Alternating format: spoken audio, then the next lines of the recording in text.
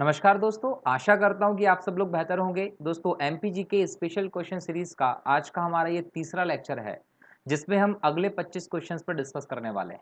चलिए शुरू करते हैं आज के इस लेक्चर को, जिसमें आज का पहला प्रश्न है आपका, मध्य प्रदेश का कपास अनुसंधान केंद्र कहाँ स्थित है? जब कपास अनुसंधान केंद्र की बात होती है तो हमें खरगोन याद रखना है। खरगोन में मध्य प्रदेश का कपास अनुसंधान केंद्र है, याद रखना है। देखो, जो कपास है उसके लिए काली मिट्टी जो होती है वो एक उपयुक्त मिट्टी है। काली मिट्टी में कपास बहुत बेहतर हो सकता है। और कपास एक ऐसी फसल है जिसको आप उच्च तापमान की स्थिति में कर सकते हैं। इसके लिए आपको जो कम से कम तापमान चाहिए वो 27 डिग्री से ज़्यादा तापमान हो, आसमान साफ हो, आसमान साफ होने के साथ चमचमाती धूप हो। ठीक है, ठीक ऐसी स्थिति में आप कपास की खेती बहुत बेहतर कर सकते हैं। कपास की यदि हम बात करते हैं तो इसे सफेद सोना कहा जाता है। कपास को सफेद सोना कहते हैं। ठीक है। अच्छा, जो कपास होता है यदि हम भारत में बात करें तो गुजरात में सबसे ज्यादा कपास बोया जाता है। गुजरात जो है वहां सबसे ज्यादा कपास बोया जाता है। और एमपी की यदि हम बात करते हैं तो एमपी का जो पूरा मालवा का पठार है, वो पूरा पठारी क्षेत्र जो है वो काली मिट्टी का बना है। और इस काली मिट्टी के पठारी क्षेत्र में मध्य प्रदेश का मैक्सिमम जो कपास है वो हो जाता है। मतलब पश्चिमी मध्य प्रदेश में निमाड़ का जो इलाका है वहीं पर आपका मुख्य कपास जो है वो उत्पादित किया जाता है।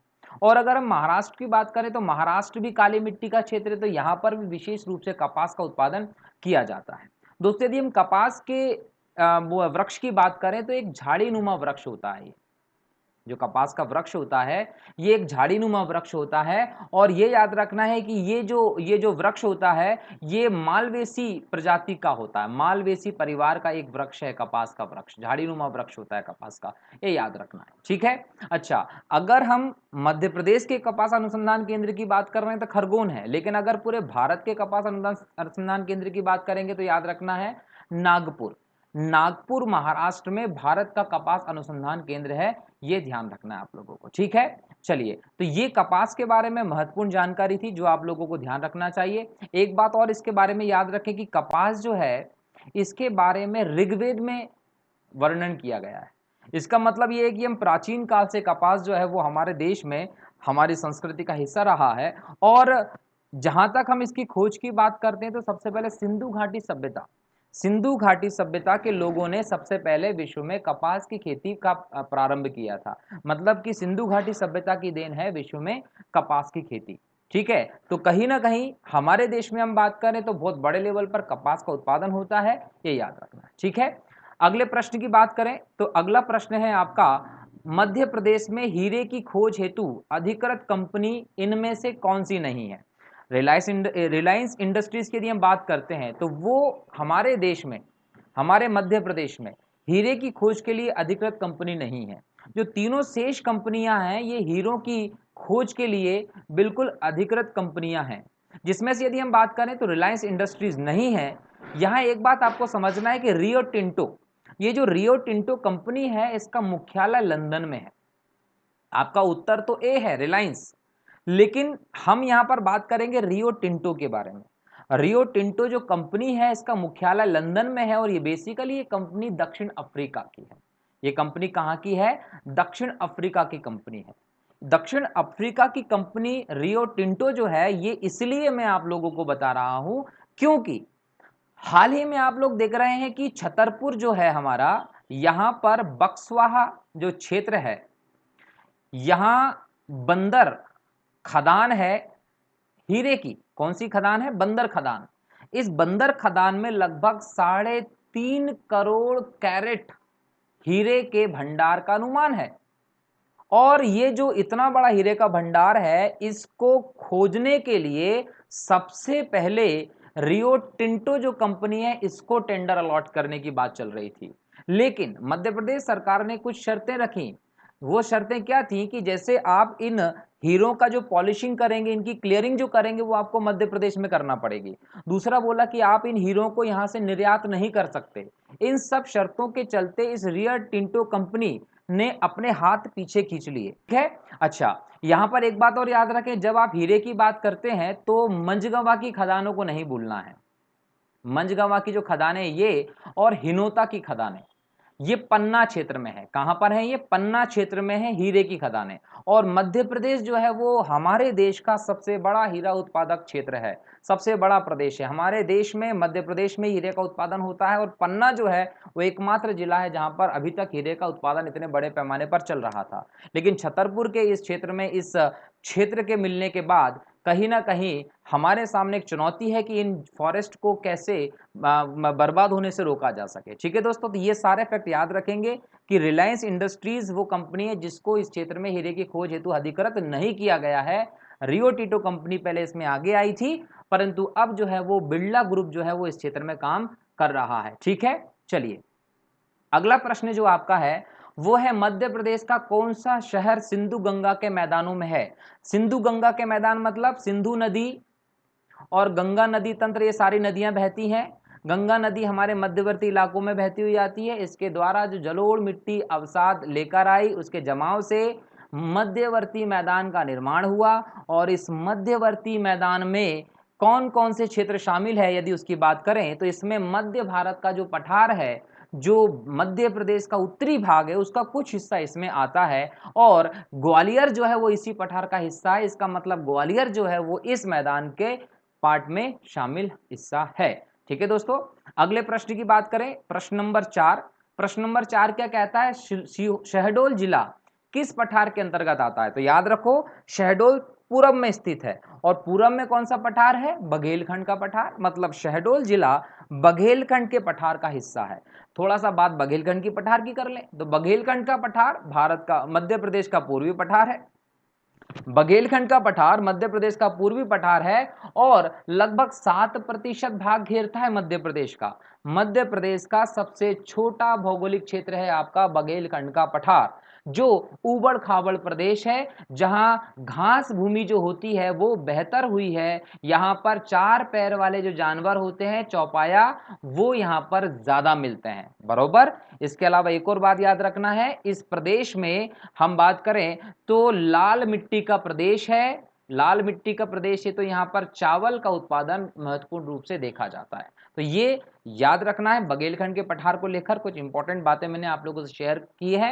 लेकिन अगर पूछा जाए कि शहडोल जिला किस पठार के अंतर्गत है, तो याद रखना है बघेलखंड के पठार के अंतर्गत ही आता है, जो मध्य प्रदेश का सबसे छोटा भौगोलिक प्रदेश है दोस्तों। अगले प्रश्न की बात करें, 5वें नंबर का प्रश्न क्या कहता है? खपड़ी पानी पहाड़ी किस अयस्क के लिए जाने जाती है? तो याद रखिएगा कि खपड़ी पहाड़ी जो होती है ये हमारे प्रदेश में बॉक्साइट के लिए जानी जाती है। किसके लिए? बॉक्साइट खनिज के खनन के लिए प्रसिद्ध है, याद रखना। ठीक, प्रश्न नंबर 6 क्या कहता है? देश में मध्य प्रदेश निम्न खनिजों का सबसे बड़ा उत्पादक है। इन 4 समूहों में से आपको बताना है कि मध्य प्रदेश कौन कौन से खनिजों में अहम स्थान रखता है, प्रथम स्थान रखता है। तो आपका उत्तर क्या होना चाहिए? डी, तांबा और हीरा। ठीक है, तांबा और हीरो की बात करें तो हीरा मध्य प्रदेश में सबसे ज्यादा उत्पन्न होता है, आपको पता है। अभी मैंने पिछले क्वेश्चन में इसको लेकर काफी सारी बातें डिस्कस की है। दूसरी बात कर लें आप तांबा की, तो तांबा की यदि हम बात करते हैं तो देश का लगभग 22% तांबे का उत्पादन अकेले मध्य प्रदेश करता है। और मध्य प्रदेश में जो बालाघाट है आपका, कौन सा? बालाघाट। बालाघाट में मलाज खंड है। ये जो मलाज खंड है ये प्रमुख रूप से तांबे के उत्पादन के लिए प्रसिद्ध क्षेत्र है, ये आप लोगों को ध्यान रखना है। ठीक है, चलिए ठीक है। तो यहां पर अगले प्रश्न की बात करते हैं, प्रश्न नंबर 7। प्रश्न नंबर 7 क्या कहता है? मध्य प्रदेश में ग्रेनाइट के भंडार वाला जिला नहीं है। क्या बोला है? जिला नहीं है जहां पर ग्रेनाइट नहीं है।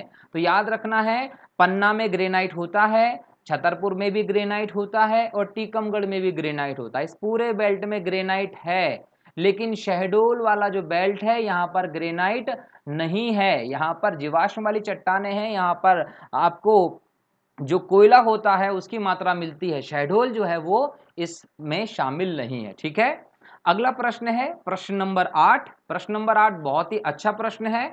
देखिए क्या कहता है ये, मध्य प्रदेश में यूरेनियम के साक्ष्य कहाँ मिले हैं? क्या है प्रश्न?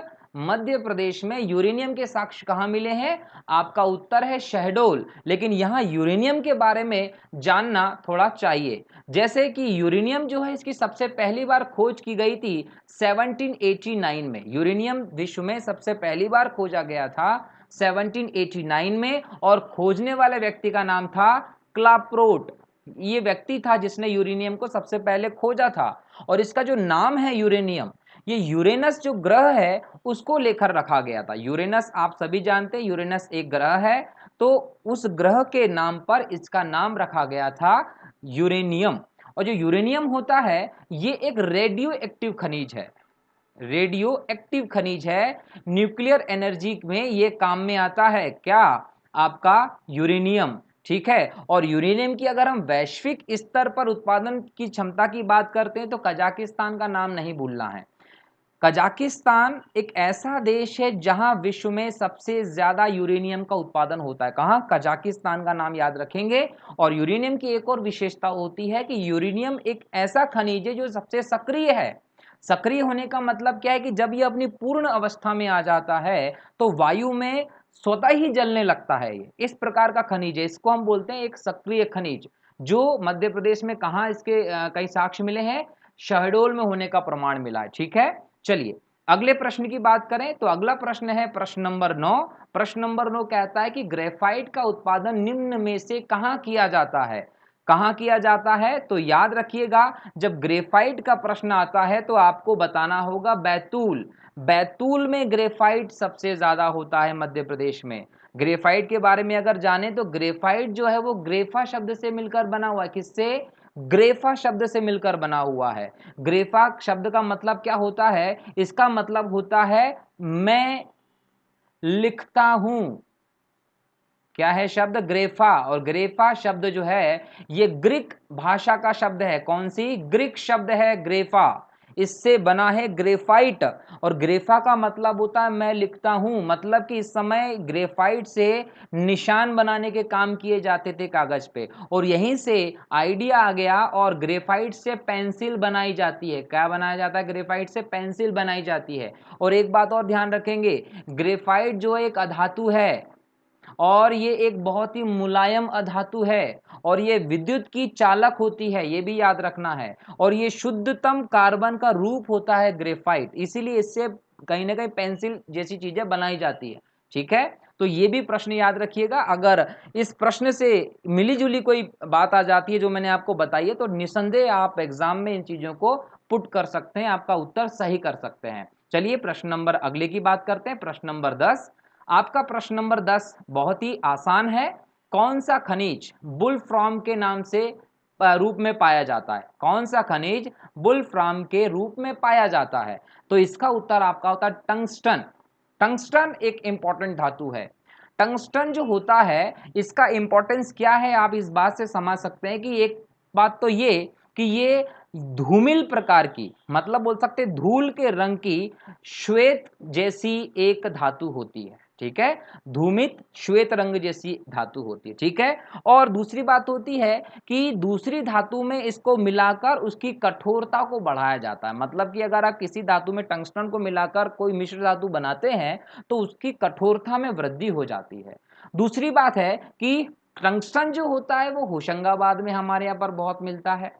इसके अलावा टंगस्टन का प्रयोग करते हैं कि जो बल्ब होते हैं ना, बल्ब के तंतु जो बनते हैं उनको बनाने में टंगस्टन का प्रयोग करते हैं आप। इसके बाद एक और चीज कि जो टिकाऊ सामान बनाना होता है, जो सामान घिसने वाले ना हो, जो घिसे ना, वैसे सामान अगर बनाते हैं तो आपको टंगस्टन का प्रयोग करना पड़ता है। आप जो चिकित्सा में शल्य चिकित्सा करते हैं, ऑपरेशन वगैरह, उसके जो यंत्र बनते हैं वो टंगस्टन के बनाए जाते हैं। और जो आप दूसरी चीजों को काटने के लिए औजार बनाते हैं, कटर वाले, उनमें भी टंगस्टन का प्रयोग किया जाता है। क्यों? क्योंकि ये कठोरता प्रदान करने वाली धातु होती है। ठीक है दोस्तों, अगले प्रश्न पे पहुंचते हैं। प्रश्न नंबर 11।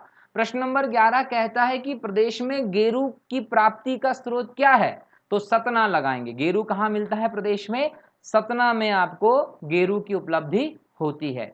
प्रश्न नंबर 12 क्या कहता है, आपको एक जोड़ी दी गई है जिसमें आपको एक तरफ खनिजों के नाम दिए गए हैं और एक तरफ आपको उनके उत्पादक जिलों के नाम दिए गए हैं। आपको इन खनिजों के क्षेत्रों को इनके उत्पादक जिलों से जोड़ना होगा, बरोबर।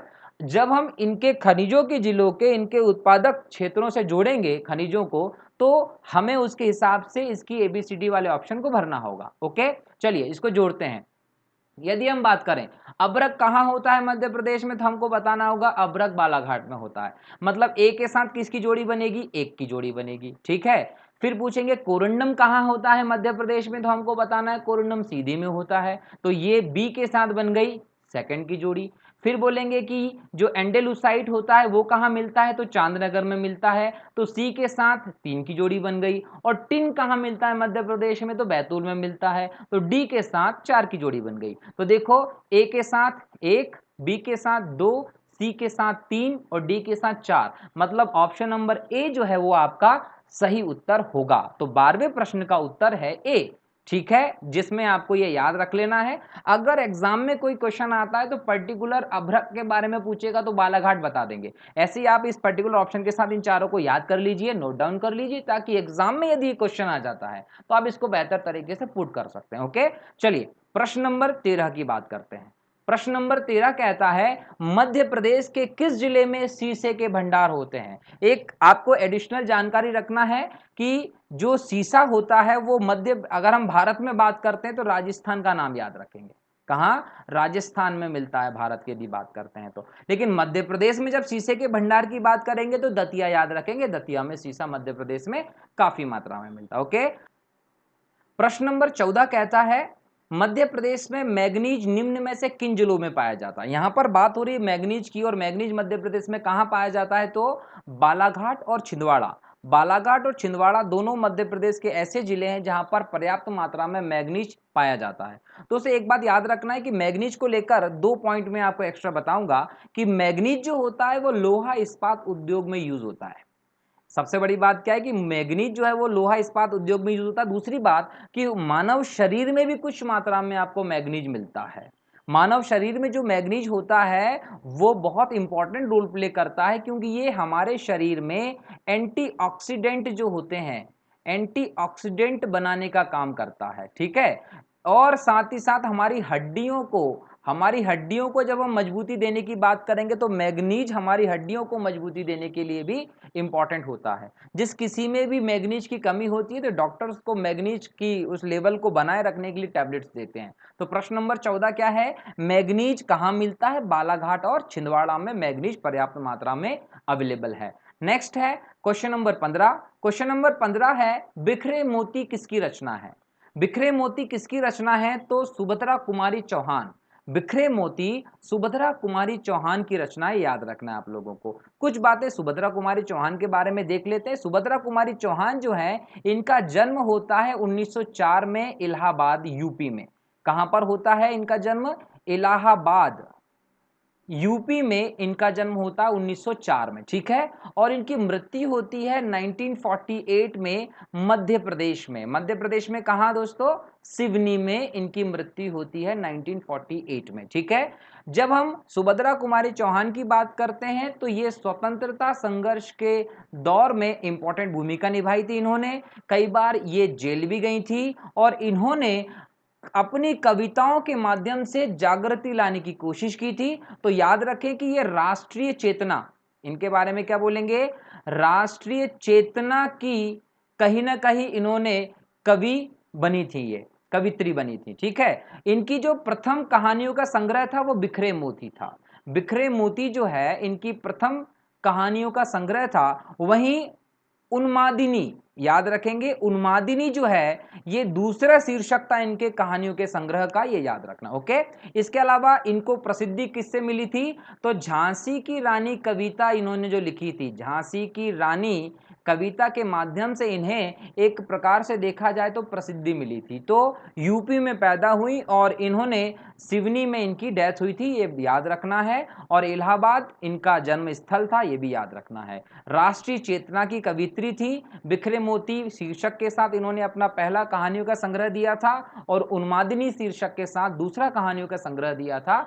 स्वतंत्रता संग्राम में योगदान के चलते कई बार इन्हें जेल भी जाना पड़ा था। ठीक है, क्वेश्चन नंबर 16 की बात करें तो क्वेश्चन नंबर 16 है आपका संत सिंगाजी के बारे में। संत सिंगाजी मध्य प्रदेश के किस क्षेत्र के निवासी थे?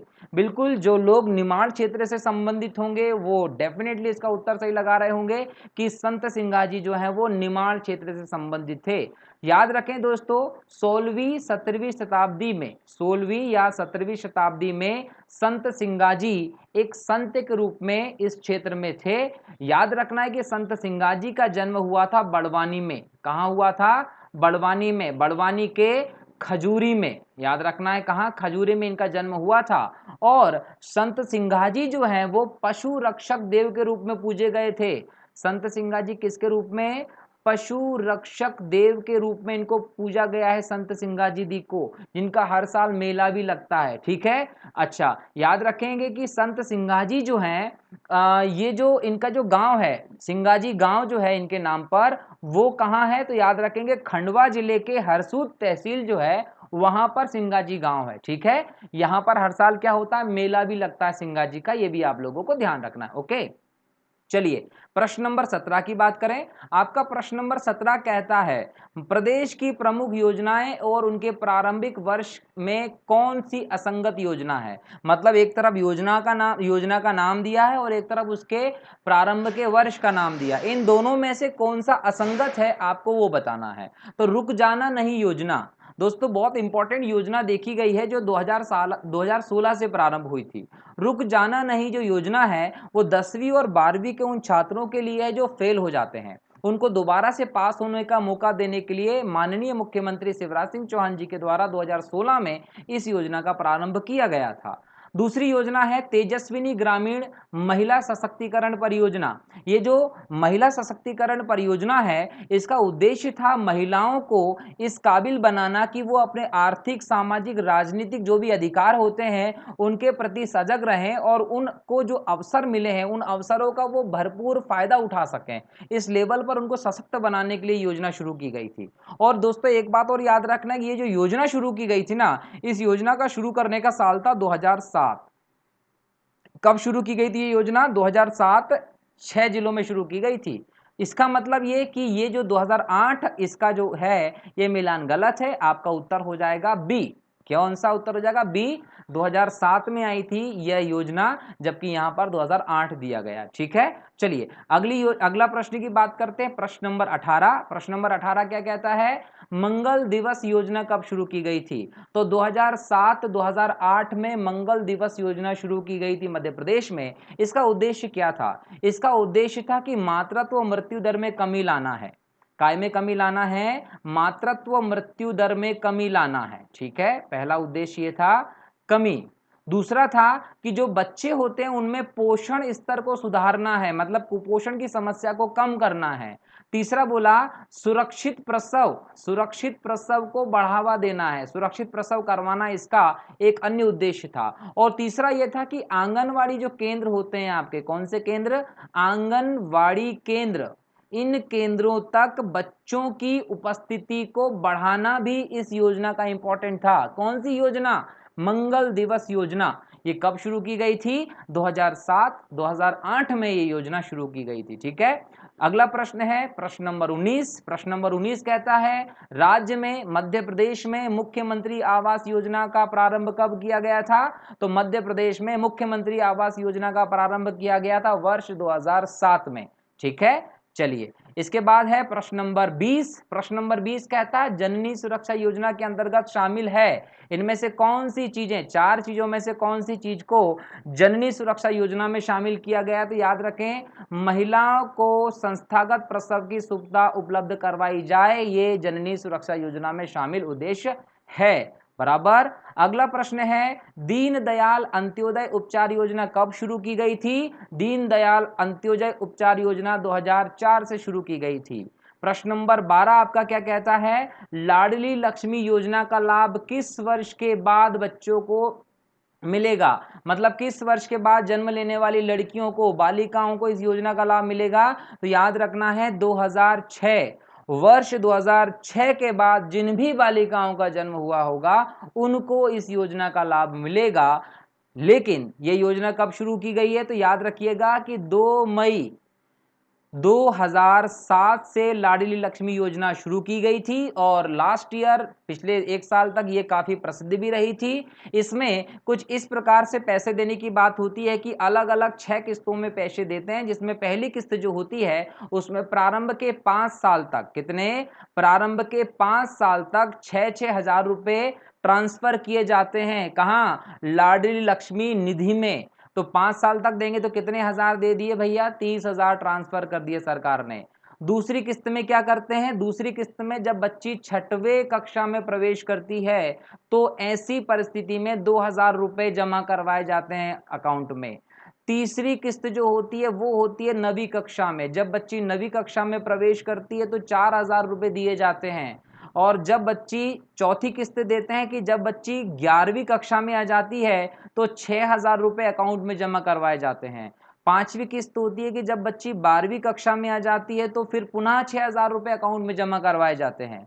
और जब बच्ची फाइनल, जब बच्ची 21 वर्ष की हो जाती है, कितने वर्ष की हो जाती है, 21 वर्ष की, तो उसके अकाउंट में 1 लाख रुपया दिया जाता है सहायता के तौर पर। लाडली लक्ष्मी योजना की ये 6 किस्तें हैं, जिसमें पहली किस्त से 6ठी किस्त तक सरकार समय समय पर पैसे डालती रहती है। कहां, लाडली लक्ष्मी निधि के अंतर्गत। ठीक है दोस्तों, अगला प्रश्न बोलता है, मुख्यमंत्री अन्नपूर्णा योजना के अंतर्गत बीपीएल परिवार के किस रंग के राशन कार्ड निर्धारित किए गए हैं, तो बोलेंगे पीले रंग के राशन कार्ड निर्धारित किए गए हैं। ओके, अगला प्रश्न है प्रश्न नंबर 24। प्रश्न नंबर 24 में एक सूची है जिसमें लिखा है सुमेलित कीजिए सूची नंबर 1 और सूची नंबर 2।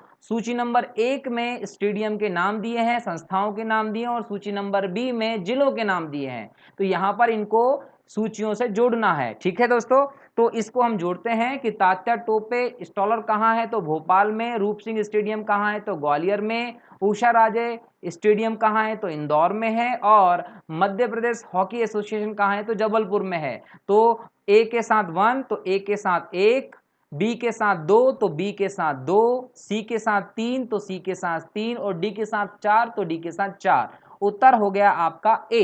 क्लियर, ये फैक्ट को भी आप लोग याद रख लीजिएगा कि तात्या टोपे स्टेडियम कहाँ है, रूप सिंह स्टेडियम कहाँ है, उषाराज स्टेडियम कहाँ है, और हॉकी एसोसिएशन कहाँ है। तो ये आपको निश्चित तौर पर पेपर में देखने को मिल सकते हैं प्रश्न। ओके, लास्ट प्रश्न है आज का, प्रश्न नंबर 25। कहता है राज्य में हॉकी महिला एकेडमी की स्थापना कब की गई थी, तो राज्य में हॉकी महिला एकेडमी की स्थापना 2006 में की गई थी। ठीक है, तो 2006 याद रखेंगे। तो दोस्तों, आज के इन 25 क्वेश्चंस पर मैंने बहुत ही एनर्जेटिक तरीके से आप लोगों के साथ डिस्कस किया है। उम्मीद करता हूं कि आप लोग इसको एंजॉय किए होंगे, और इन लेक्चर्स को आप जो लगातार देख रहे हैं तो वो मुझे बहुत अच्छा लग रहा है कि लगातार आप इसको देख रहे हैं। और मेरे पास कुछ लोगों की ऐसी रिक्वेस्ट भी आई है कि सर ये क्वेश्चंस को 25 की जगह पर 50 कर दीजिए। तो कोशिश करेंगे कि जल्द ही इन प्रश्नों की संख्या को बढ़ाकर 50 कर देंगे। ऐसे ही इन लेक्चर्स से बने रहिए, और उम्मीद करता हूं कि आप इसको बेहतर तरीके से तैयार कर रहे होंगे, नोट्स बना रहे होंगे। मिलते हैं अगले लेक्चर में अगले 25 क्वेश्चंस के साथ। तब तक जय हिंद, जय भारत, वंदे मातरम। बहुत बहुत धन्यवाद दोस्तों।